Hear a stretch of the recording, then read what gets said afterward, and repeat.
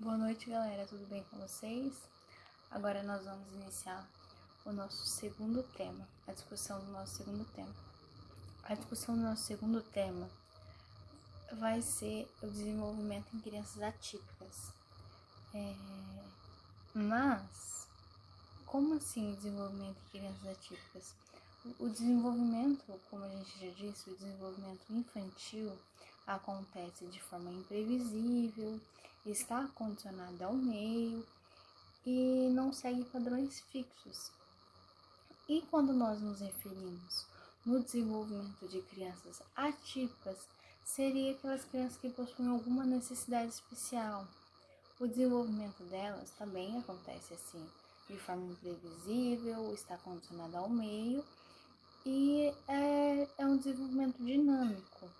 O que acontece? É um erro a gente falar que o desenvolvimento das crianças atípicas foge totalmente do contexto do desenvolvimento das crianças atípicas. Isso não acontece. O desenvolvimento das crianças típicas se dá no mesmo molde do desenvolvimento de crianças atípicas. Como assim?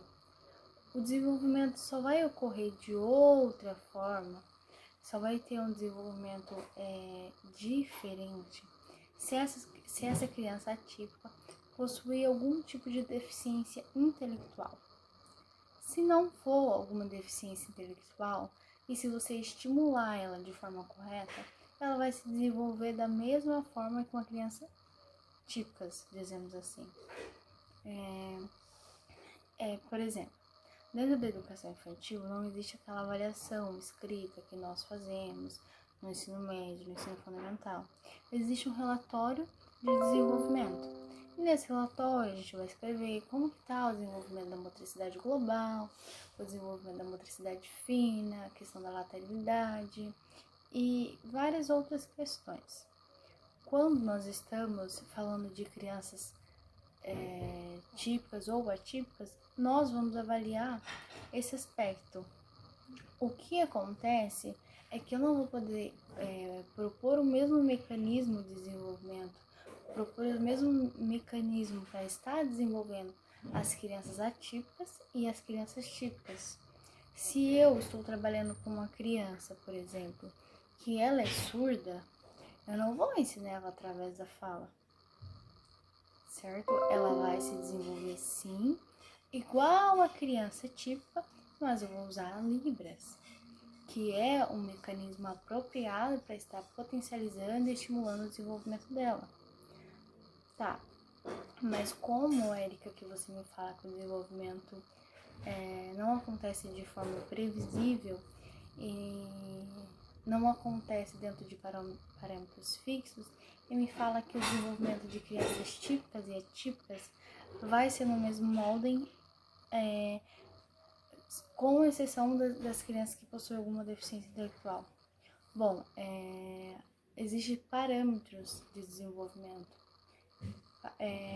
Quando nós falamos no desenvolvimento, por exemplo, até os 2 anos de idade, a criança precisa estar falando relativamente bem.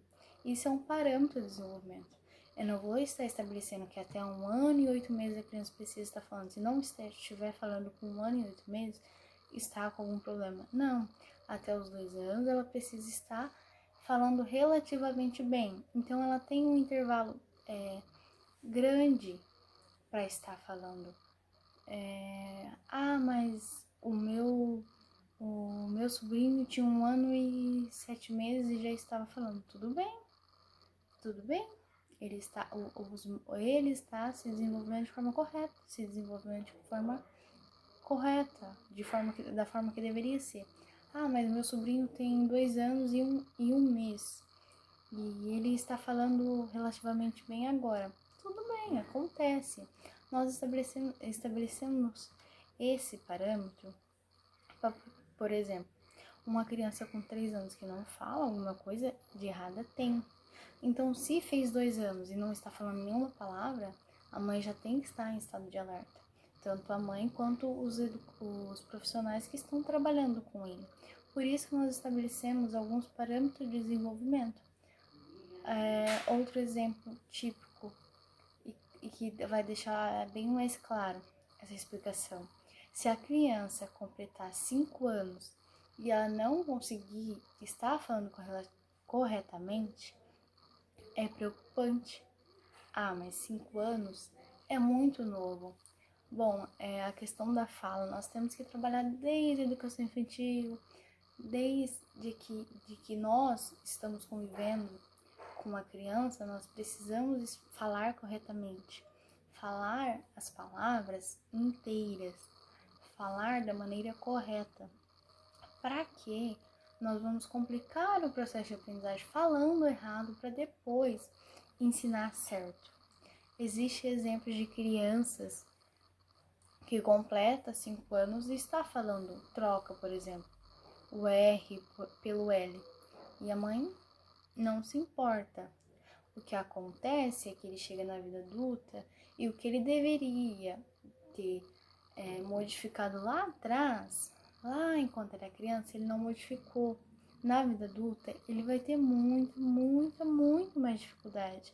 Então, não é uma questão, não dá nada falar errado.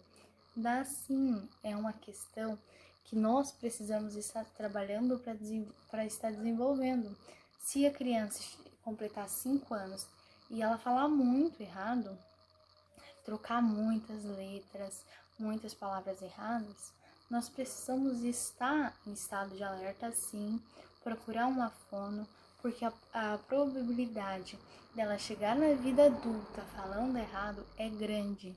E o desenvolvimento da fala precisa ocorrer quando a criança é pequena. A gente não aprende, alguém já ouviu algum adulto aprender a falar que não sabia falar? Nossa elasticidade, nossa plasticidade cerebral é maior enquanto nós somos crianças. Por isso que nós enquanto somos crianças e jovens, aprendemos mais. É uma questão do nosso biológico. Um exemplo claro é que nós costumamos ver 2 erros na fala muito comum, que é o tal do 10 e o tal do arroz, o tal do nós. É muito comum. E eu trabalho com uma criança que ela tem 2 anos. E eu olho para ela, eu observo o processo de desenvolvimento dela, e ela não sabe falar 10, ela fala 10. Ela fala corretamente 10. Ela fez 2 anos, dia 2 agora, dia 2 de outubro, e ela sempre fala 10. Nós sempre falamos certo para ela, então ela não aprendeu a falar 10. Para ela, a dificuldade vai ser se algum dia ela tiver que falar 10, não 10. Ela fala 10 certinho. Assim como ela fala arroz. Eu acho lindo de ver. Ela não fala arroz, ela fala arroz. Depois que a gente aprende a falar certo, é até estranho a gente falar errado. Ela fala, eu quero arroz. E é arroz, não é arroz. A TT, o tal do TT. Chupeta a gente chama de TT. Ou mamá a gente chama de TT. Pra que complicar? Vamos falar certinho, vamos estar desenvolvendo nossas crianças, nossos filhos, desde pequeno. Érica, tá. Mas você falou sobre estar desenvolvendo nossas crianças desde pequeno, mas como eu posso fazer isso? Bom, como a Cris falou lá sobre os estágios segundo Piaget, fica muito mais claro. O estágio segundo Piaget do 0 a 2 anos é o sensório motor. Tá, mas o que é isso? Você vai estar propondo atividades sensoriais para ela. Atividades que ela possa pegar, que ela possa amassar, que ela possa sentir o cheiro ou sentir o gosto. Isso sim vai interessar ela. Nós precisamos entrar no universo da criança buscando o que ela tem interesse para estar desenvolvendo. Assim acontece também com as crianças que possuem algum tipo de deficiência intelectual. Nós vamos ter que estudar o caso dela, então muitos casos que tem assim, é muito amplo essa área. Então, nós vamos estar estudando o caso dela, cada caso é um caso específico, considerando como, assim como todos os seres humanos, todas as crianças, cada ser é um ser peculiar, que possui necessidades peculiares. Estudando o caso dela, nós vamos verificar qual é o objeto de interesse dela, pelo que ela se interessa mais. Será que ela se interessa mais por essa coisa sensorial? Ou será que ela se interessa mais por coisas concretas, não necessariamente sensorial? Ou infinitos outros mecanismos?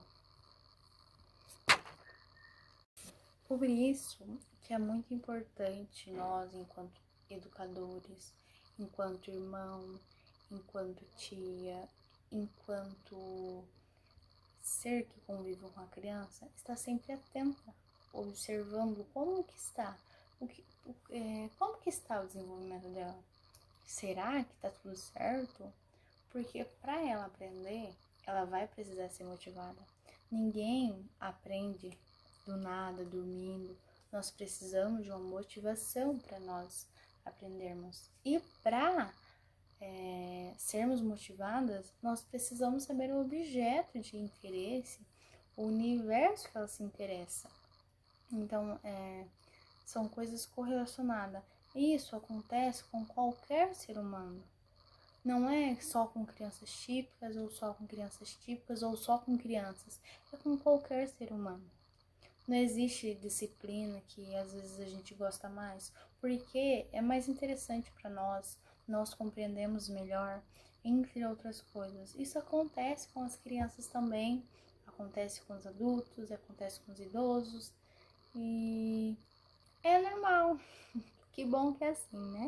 Para complementar, o desenvolvimento só acontece fora dos parâmetros que nós, educadores, geralmente estabelecemos, e que a ciência já comprovou, quando se trata de um desenvolvimento em crianças que possuem alguma deficiência intelectual ou que possuem alguma deficiência que afetou parte do cérebro. Fora isso, o desenvolvimento acontece dentro desses parâmetros que nós costumamos ver e que a Cris já explicou quais são os parâmetros segundo Piaget. Agora, para fundamentar nossas discussões acerca do desenvolvimento do desenvolvimento das crianças atípicas, eu vou falar de um neurologista. O nome dele é Clay Britz e ele explica o que é a deficiência intelectual e suas implicações. Vamos lá?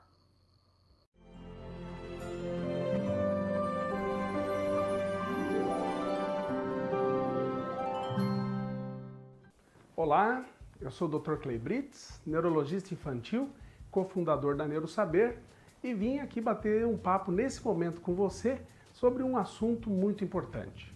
Vamos falar um pouquinho de deficiência intelectual. Muitas pessoas têm encaminhado vídeos, encaminhado mensagens para a gente poder falar sobre esse assunto. Vamos conversar. A deficiência intelectual é um transtorno de desenvolvimento. Atinge em torno de 3 a 4% das crianças. E a principal característica é que a criança com deficiência intelectual, ou DI, ela apresenta um nível de comportamento, um nível cognitivo e de comportamento muito abaixo do seu nível de idade cronológica. Então a criança, por exemplo, tem 8, 9 anos, mas apresenta um perfil de comportamento e cognição de 5, 4 anos. E isso chama muito a atenção de qualquer pessoa que está acostumado a trabalhar e também de conviver com essas crianças. O deficiente intelectual apresenta dificuldades de adaptação a qualquer ambiente, eles demoram muito mais para aprender o mesmo conteúdo, são extremamente ingênuos, não entendem muitas situações do cotidiano por não conseguirem compreender adequadamente sinais ou situações que já eram esperadas para a sua idade. Geralmente são crianças muito dependentes, necessitam frequentemente de um adulto ou de uma criança maior ou de uma criança que não tem deficiência intelectual para poder entender determinadas coisas. Tanto que elas costumam evitar determinadas atividades ou imitar atividades dos outros porque elas não conseguem elaborar e ter uma criatividade própria. O deficiente intelectual demora muito mais para se alfabetizar, demora mais para aprender os conteúdos da escola, ele costuma ser uma criança que tem muita dificuldade de interrelacionamento, porque eles não conseguem ter a mesma conversa, o mesmo papo, o mesmo nível de ideias e também de compreensão de jogos e de atividades para aquela idade que ele já está, mas que devido à sua condição, ele acaba tendo menos compreensão de tudo isso.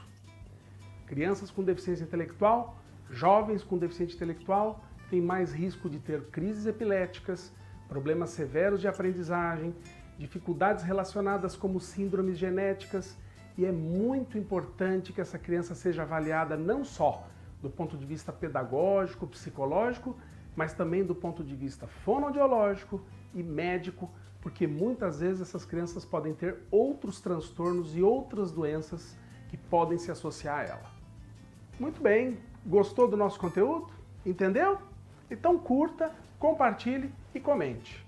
Um grande abraço. Então, tudo que vem, tudo que é normal, né? Tudo que é esperado no desenvolvimento de uma criança, isso se chama típico. E o atípico é tudo que não é normal. Quando a criança tem uma má formação, que é detectado a síndrome de Down ou outros síndrome, né? E isso se chama, tem um nome como atípico. E algumas crianças também que a gravidez é normal, mas se torna atípica pelo ambiente onde a criança vai se desenvolver. Como assim? Quando ela nasce de baixo peso, prematura, criança que fica muito tempo, fica muito tempo internada. Então, assim, se diz, quando não é normatizada, né, é atípico, que não é esperado numa gravidez. E pensando no transtorno, pensando nas questões biológicas, tem algumas patologias que interferem no desenvolvimento da criança, como algumas síndromes, né? A síndrome de Down, de Tourette, Irlen, né? Transtorno espectro autista, o transtorno de global de desenvolvimento, o TDAH, a deficiência mental. Essas são algumas. Essas são consideradas atípicas. Não podemos esquecer também que num desenvolvimento tido como normal, como esperado, pode ter também um desenvolvimento atípico. Como eu já falei, pode ser quando se nasce prematuro, de baixo peso, né? A criança, todo o ambiente que a criança nasceu, né? Como que foi essa gravidez da mãe.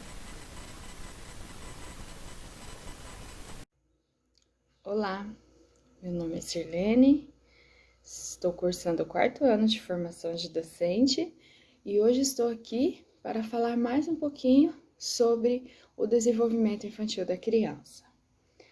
No outro vídeo falamos sobre o desenvolvimento típicos das crianças e hoje vamos falar sobre o desenvolvimento atípicos.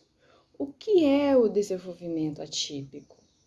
O desenvolvimento atípico ele é caracterizado pela apresentação de um sistema biológico que prejudica em conjunto com o ambiente que falha ao desenvolver o comportamento normatizado.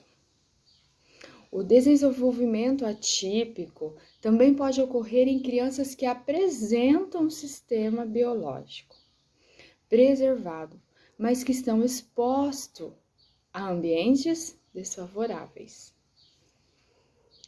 Para o desenvolvimento adequado, fatores que impedem a aprendizagem, acesso, estimulação, reforçamento de comportamentos negativos.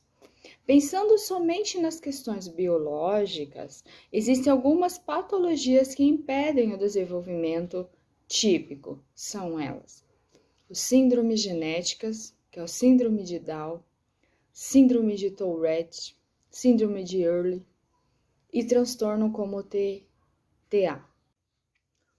O transtorno do aspecto do autista, que é o TA, é um transtorno relacionado ao desenvolvimento neurológico. Sua caracterização é feita pelos sinais e sintomas apresentados pela pessoa, que compreende a dificuldade em se comunicar, dificuldade de interação social e por interesses ou movimentos repetidos realizados pela pessoa.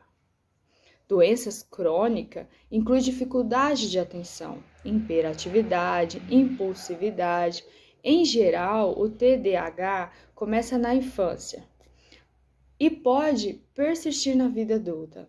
Pode contribuir para a baixa autoestima, relacionamentos problemáticos e dificuldades na escola ou no trabalho. Os sintomas incluem também falta de atenção e hiperatividade.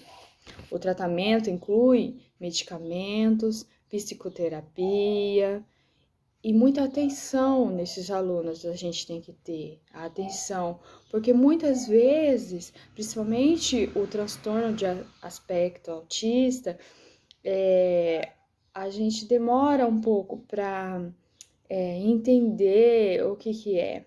Hoje, claro, com muita coisa na internet, nós podemos aprender mais rápido sobre isso. Mas quando a criança é de dentro de casa, de dentro da nossa casa, geralmente demoramos um pouco para compreender o que está acontecendo com a criança.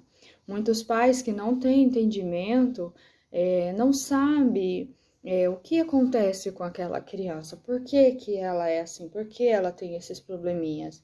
Mas muitas vezes e outras vezes a criança só vai ser descoberta que ela tem um autismo quando ela já está na escola, porque algumas professoras já têm também esse conhecimento. E aí elas reconhecem uma criança assim. E aí, é claro, é chamado o pai para conversar, para saber porque que o pai não falou que ela tinha essa dificuldade, porque que ela tinha esse transtorno, mas o pai não sabe, né? O pai não sabia disso. Ele fica até de modo assustado por não saber no que ele está lidando. Já aconteceu muitos casos assim, e casos que chegaram até mim, né? E então, assim, a gente fica...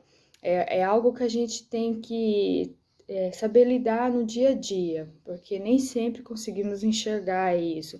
Às vezes enxergamos alguma coisa, mas achamos que é uma manha, ou achamos que é porque a criança não gosta de sair de casa, ou quando ela faz uma birra em algum lugar. Então, você sempre acha que é tudo isso relacionado com as crianças que já são assim, mas na verdade não são. Então, a gente tem que sempre prestar muita atenção na nossa criança, né, para ver o porquê que isso acontece, por que ela se comporta assim, tentar estudar, tentar buscar mais.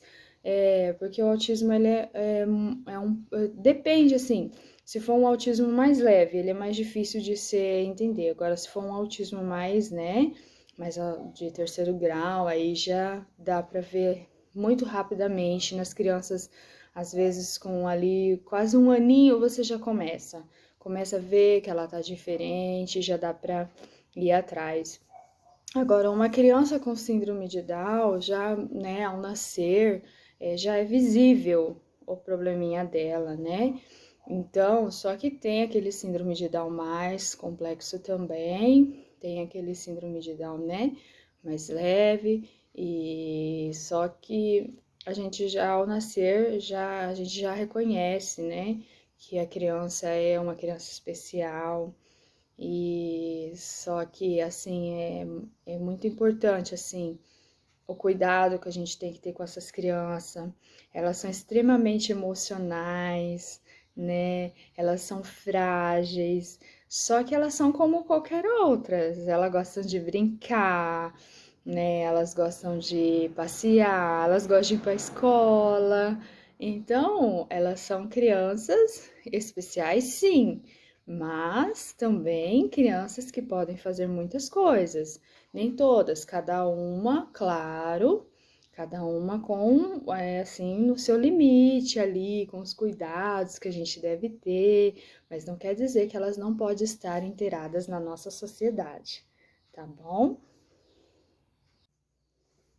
Síndrome de Down é uma alteração genética causada por erro na divisão celular. A síndrome de Tourette é um distúrbio neuropsiquiátrico caracterizado por tiques motores ou vocais frequentes. Terapias podem ajudar a controlar. A síndrome de Early é uma doença rara que causa dificuldades de leitura e aprendizado, devido à sensibilidade extrema a certas ondas de luz pouco conhecida no Brasil. Correção pode ser feita por meio do uso de lentes coloridas, segundo o Instituto de Early. Agora nós vamos apresentar um vídeo que mostra um casal surdo e cego e a maneira como eles se desenvolveram. É reflexo de profissionais muito bem capacitados. E nós não entramos muito nos aspectos específicos de cada desenvolvimento atípico, porque é uma área muito ampla e é necessário profissionais especializados para estar trabalhando esse tema. Mas vamos assistir o vídeo para compreender um pouco mais como se dá esse desenvolvimento e suas limitações. Em uma sala de estar, homem e mulher sentados no sofá se comunicam por libras tátil. Voz de intérprete. Olá, sou surdo cego e meu nome é Carlos Jorge Wildhagen Rodrigues. Tenho 53 anos de idade. Carlos segue sinalizando.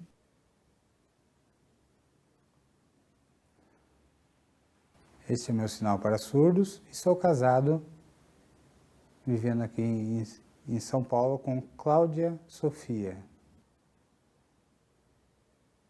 O primeiro casal de surdos cegos da América Latina.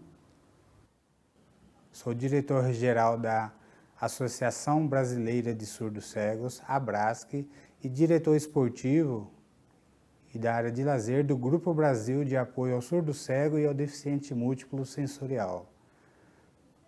Sou também instrutor assistente de mergulho, também conselheiro no Conselho Municipal da Pessoa com Deficiente da cidade de São Paulo e também sou membro do Conselho Estadual de Saúde. Olá, meu nome é Cláudia Sofia Indaleste Pereira, sou surdo-cega adquirida, tenho uma síndrome de Usher, sou casada com Carlos Jorge, que também é surdo-cego.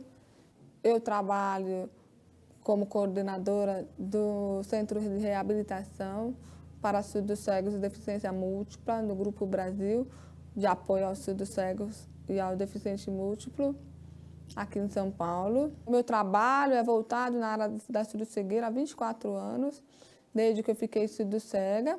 Então, eu compartilho com os profissionais e os surdos-cegos e as famílias para que tenha, né, uma melhor qualidade de vida com as pessoas surdo-cegas. Na sala, Sofia sentada à mesa. Carlos de pé põe xícaras na mesa e sai em direção à cozinha. Há havia uma professora no Instituto Benjamin Constant que precisava vir fazer um curso aqui na cidade de São Paulo. E me apresentou o contato de uma moça surdo-cega. Nossos primeiros contatos se deram por correspondência, tanto utilizando a máquina Braille, me comunicando com a Sofia aqui em São Paulo, em 1994. E nós continuamos assim durante cerca de um ano, até nos encontrarmos pela primeira vez em 1997, aqui em São Paulo, quando, em companhia dessa professora, tive a oportunidade de conhecê-la, num encontro para surdos cegos. E após isso, continuamos nos correspondendo durante algum tempo. Até que no ano de 2002, nós iniciamos o nosso namoro na cidade do Rio de Janeiro, quando ela foi para dar uma palestra e nós sentimos uma intimidade maior um pelo outro. E nos casamos no ano de 2005. E desde então eu tenho morado aqui na cidade de São Paulo, já há 8 anos. No dia do casamento foi muito lindo porque tinha intérprete, surdos cegos, tinha família. E quando eu entrei foi emocionante, porque as pessoas viram, nossa, quantas coisas a Sofia conquistou. E o Carlos Jorge lá no altar, radiante, porque eram sonhos que nós tínhamos para ser realizado. Então, assim, foi muito lindo, todos assim, se emocionaram. E quando acabou a cerimônia, o padre também ficou muito feliz, muito emocionado de ter realizado um casamento, primeiro casamento de surdo cego. E quando nós encerrou a cerimônia, nós dois saímos sozinhos. E nós treinamos muito para isso. Foi muito lindo de mostrar para as pessoas o tanto que nós conseguimos realizar esse sonho. Vídeo: Sofia vestida de noiva de braços dados com Carlos de terno e gravata. Aqui em São Paulo, ao me mudar para cá, no início nós tínhamos a mãe da minha esposa, que é a minha sogra, que no início nos ajudava com as compras e tudo mais. Em seguida tivemos também uma sobrinha que estava aqui próximo. Mas nós decidimos que nós tínhamos que levar nossa vida independentes. Eu e a Cláudia Sofia já estamos acostumados às atividades da vida diária. A Sofia, minha esposa, sabe cozinhar muito bem, sabe passar, limpar a casa. E sempre com o meu auxílio também, ajudo a lavar a louça, a tentar identificar com a luz forte, separar roupas claras das roupas escuras. Minha esposa, com resíduo auditivo, ela gosta de música. A minha comunicação é em Libras tátil. E a minha esposa utiliza o Tadoma. Nós dois fazemos uma junção de um pouco de Libras e um pouco do alfabeto manual. E podemos nos comunicar naturalmente. Tadoma é uma forma de comunicação, de tocar nos lábios das pessoas para compreender o que que a pessoa está falando, através da articulação e da vibração de voz. Sentados no sofá, Sofia e Carlos se comunicam em Libras tátil. Essas pessoas com deficiência sensorial, elas podem sim se casar, ter uma vida independente, assim como qualquer outra pessoa, e constituir família. E sabemos que muitas vezes o preconceito parte da própria família, principalmente a família de ouvinte, que quer super proteger os filhos. Mas com conhecimento, esclarecimento e um bom entendimento, elas descobrem que essas pessoas são capazes sim.